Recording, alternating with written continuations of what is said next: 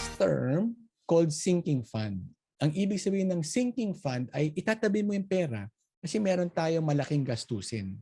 So I want you to also consider this na kailangan magtabi ako for car maintenance, di ba? More or less, kung 9,000 ba yan a year or whatever, car registration, insurance, ang dami niyan, I tell you. If you start making your list, this goes on and on. This is sinking fund, meaning expenses na pinaghahandaan mo. Iba pa to sa day-to-day expenses natin, di ba? 22 years old, earning 20K, paying rent, bills, saving 2,000 a month. Is that a good starting point? I don't know if that's a good starting point, Franklin, but the way I see it lang, I'm not sure. You are young. I think you can save more. Grow your money. Plug the leaks. Ano ba itong mga leaks na to? Kailangan hanapin natin. If you are not good at budgeting, don't use credit card. People will tell me, Sir Carl, kala ko ba matalino kayo? Kala ko ba property guru kayo? Bakit yung tinuturo mo very simple? And I want to share with you, even the wealthy, even the super typans, ganun lang din ang ginagawa nila. I tell you, and the simpler it is, the easier ma-implement. What you are doing is already good. You just have to improve it. You just have to make it consistent. My family would say, gamitin mo yung credit card para pera ng ibang tao ginagamit mo. Tapos dahan-dahan mo babayaran. That's good at first eh.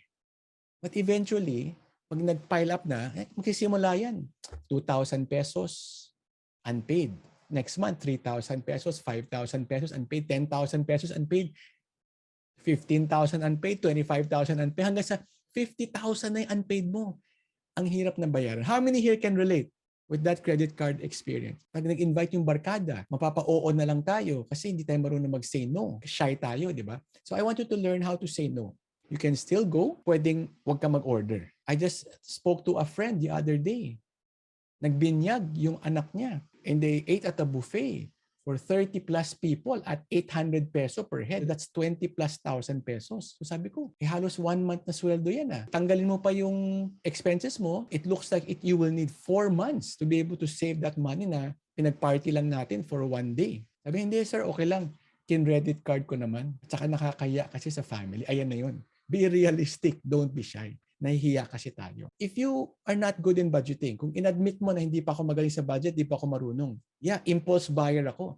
Don't use credit card. Sabi nga nila, mabuti na yung cash lang yung hawak mo. At least pag naubos na yung cash, titigil ka na. There was a time in my life na yun yung problem ko. What I had to do is I had to stop and leave all my credit cards. And then I just operated on cash hanggang sa makaipon ako ulit. At dun sa mga maraming credit card, avoid nyo rin yun.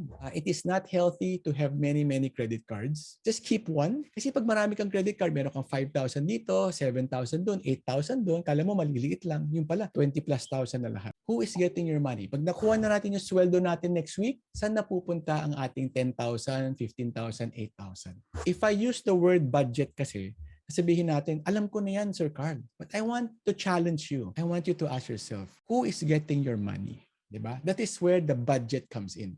Saan napunta ang sweldo ko? Magkano ba ang gastos ko every week? Magkano ba ang gastos ko every month? Ang ganun lang. Personally, I monitor my expenses on a day-to-day basis. How many here are managing their expenses on a day-to-day basis? I need to share with you this very simple mindset. Because people come to me and say, Sir Carl, wala akong trabaho, maliit yung income ko, wala akong savings. Saan ako pwede mag-invest para yumaman? And I tell them, that is a wrong mindset. If you don't have money, you don't have a good income source, investment will not make you rich. It's your active income that will make you rich. But don't despair. I want to encourage all the average earner, active income is the best. When I was a delivery boy and I was just starting out in Ayala, sweldo ko 10,000 a month, I told myself na I will learn. Pag-aaralan ko lahat to, how it works. I will be man at work. Kumaga, kunyari, mayroon kang kaibigan na mayaman. Sir, ako na lang magmamanage ng property mo. In fact, when I was 20 plus years old to 30, most of those years, I was learning. I was gaining experience. Hindi pa masyadong kumikita. I've been working 20 plus years. I'm now in my midlife, 40 plus. And I want to share with you, maraming klaseng success. When I see a person, I don't say, uy, you're successful. I may say, uy, you are financially wealthy. But success is not just money. So I want to share with you guys na, number one, of course, if you have money, everything becomes easier, diba? But we also want to monitor our peace of mind. Aanhin mo ang marami mong money if you got that in an illegal manner or may na-offend kang ibang tao at hindi ka makatulog sa gabi. Agree? Some people, they value their success based on their business. Naka-anchor doon sa business to the point na they don't see their kids anymore. So, I feel sad because I think it should not be that way na puro business lang, puro pera. Some naman, recognition and awards. You will see people just for awards, just for recognition. They make shortcuts para lang manalo. And they will like push people away just to get the recognition award. And of course, relationships. How many here have seen people mag-away? Magkapatid na nag-aaway. You know, that's really sad, di ba? Yung magkapatid kayo, you grow up together. When you're older, over one little business matter, over one financial matter, away kayo. And then all your 20 years of growing up together down the drain. Sayang, di ba? We have to not just value money, di ba? We have to value everything all together. And of course, our relationship with our Creator, the Lord, is very important also. When I was 20 plus years old and I had 20,000, the first strategy I did was to save money in the bank. Medyo na-bless ako dun kasi may nag-advise sa akin na mentor, sabi niya, Carl, you're too young. Do not take risk yet. You don't have a big base yet. Huwag mo muna kung saan-saan i-invest yan. Go to the bank, put it in a time deposit, as safe as you can. Capital secured, interest guaranteed, the safest, the most boring. And that's what I did. And somehow, we look back ni Mrs., nakatulong siya kasi it really help you build a base. You need to save. Diba? Because at the end of the day, pag gastos tayo ng gastos, we have a leak. There will be no base. Diba? And why am I saying this, Sir Carl? Kala ko ba matalino kayo, guru, ba't yung tinuturo mo? Sobrang simple.